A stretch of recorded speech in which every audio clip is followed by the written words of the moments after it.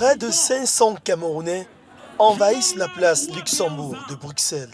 Une manifestation dénommée l'assaut final, qui a pour but de dénoncer ce qui se passe actuellement au Cameroun.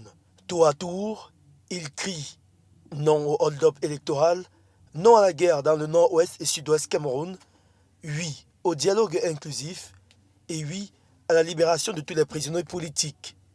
Des revendications qui interviennent au lendemain de l'ouverture du procès de Maurice Kamto et compagnie et qui sont dirigées vers les membres du Parlement européen réunis ce samedi à Bruxelles. Tous les Camerounais que vous voyez tout autour de vous et l'Afrique mélangée sont venus pour crier leur déboire, sont venus dire non à la mascarade parce qu'il faudrait que ça stoppe.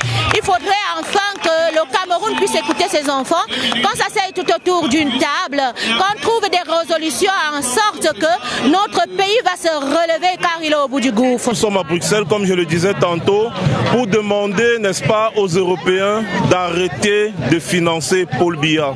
Parce qu'en réalité, ce qui se passe dans les régions du nord-ouest et du sud-ouest, c'est une catastrophe à huis clos. Donc nous appelons donc à toutes les institutions européennes, à tous les États membres de cette institution, d'interpeller la France afin que nous résolvons le problème camerounais. Ces manifestants camerounais, venus des 4 coins du monde, sont principalement des opposants et des activistes.